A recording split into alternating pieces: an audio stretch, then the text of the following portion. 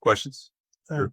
Tomas, I'm just curious what you've made of the buy-in from the three stars on the team, and do you have some sort of coaching philosophy or sort of idea for how to, put the leaders of the team together and sort of on the same page?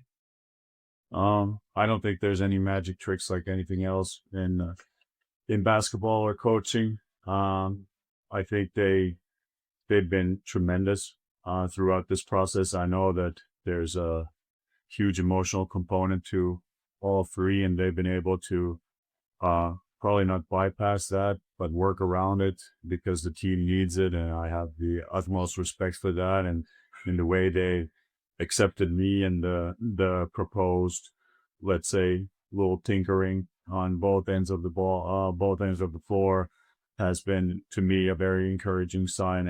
And I don't know if there's anything special to that, but I try to be as honest as possible. I try to explain my rationale, and generally that's what players want. They want to do something that makes sense, and they want to do work that's meaningful, just like any other person. How much does it kind of add to the offense when you have a big man like Jaren who can post up and can shoot threes? Well, it's obviously a huge luxury. I mean, he's a one-man wrecking crew. He's been that the whole season. I think he leads the league in floaters from certain range, and he's also amongst the leaders in accuracy in those shots. And it's a very unique shot, and something that he can get off, and he attracts a ton of double teams from the other team, and he's having a definitely an All NBA season, and it's been super impressive just watching him coming over and just his work ethic on a daily basis, but also his humility and empathy towards others that he has made a huge impression on. Coach, I know it's only been a few games and you've been around the full season, but what are some point of emphasis or things that you want to see implemented more by the team over the course of this game and the future? Well, I think defensively, there are a few smaller things, these what we call basics that we can do a little bit better job of covering the court, being a bit more active out of the corners, forcing pickups earlier. After the beginning of the season, our pick and roll defense has not been one of the strongest in the league. I think we do have Zach Edey and Jaren Jackson Jr. who can anchor that part, but obviously that's a process. But these are obviously small things.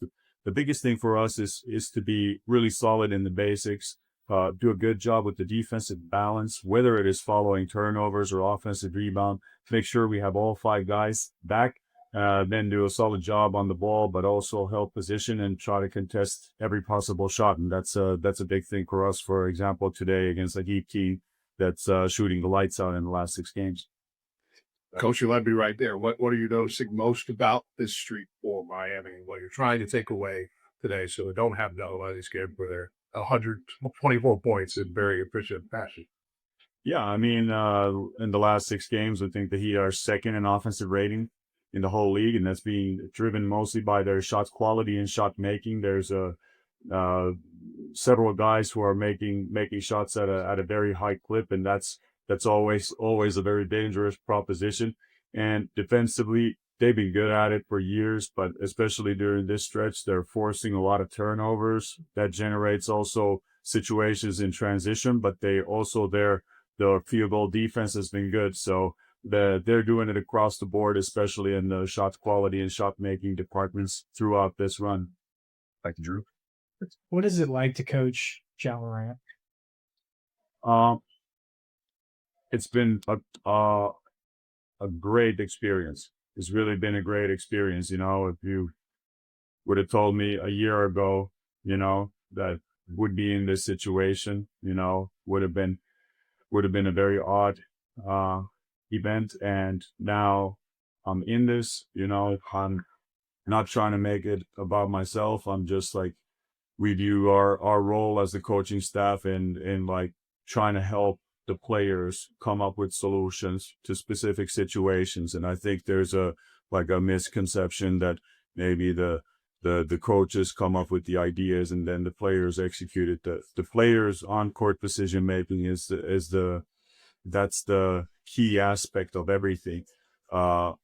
They have a ton of small decisions all the time that they gotta solve together as that 5-man unit and also against the other 5-man unit. So we're trying to help them throughout that process, and Ja's been great. For example, pushing the pace for us. He's played with enormous energy coming off an injury that sidelined him for a while, playing big minutes, pushing the pace.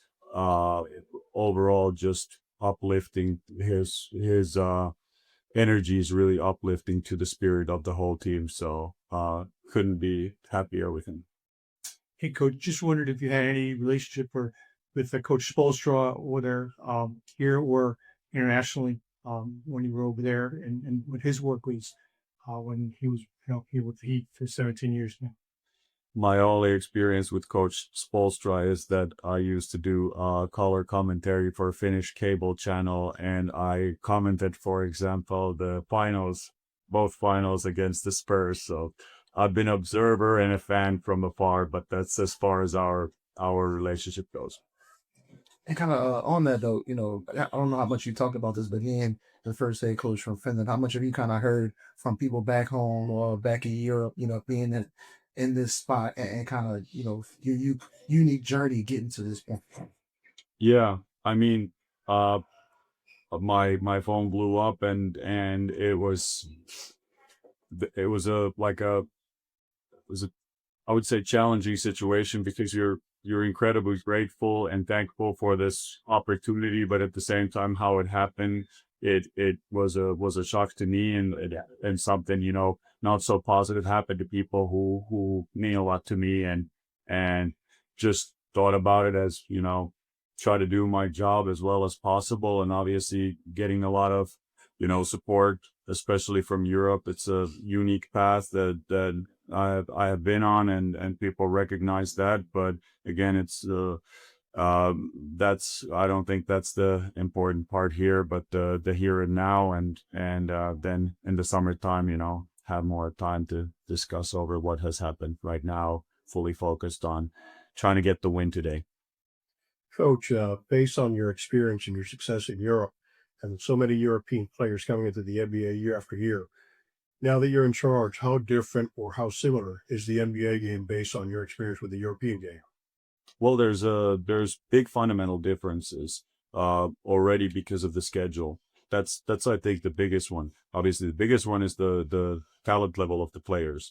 You have the 400 or 500 best players in the world are in this league, and that makes for incredibly high level basketball on every night. And I think that's sometimes underrated, or an underrated aspect of this, how well these teams are coached, how well the players play in a brutal schedule, where you have back-to-backs, you have travels, and guys are incredibly committed to the craft, and that's not something you always see from the outside, but being inside, that's been apparent to me. And in Europe, we played a lot. We played 2 competitions last year, so we played 2-3 games every week. That leaves you time to prepare.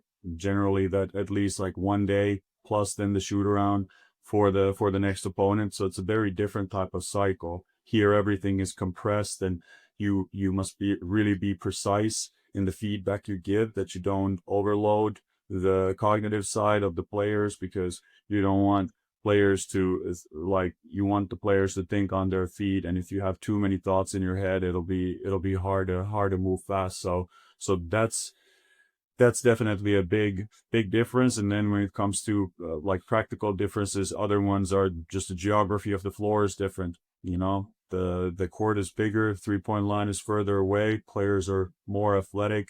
There are players that we've also played lately that shooting range extends way beyond the 3-point line, so you have to extend those defenses. So I think there's a lot of differences between those two, and it's interesting how it's kind of adjusted to the rules in that environment.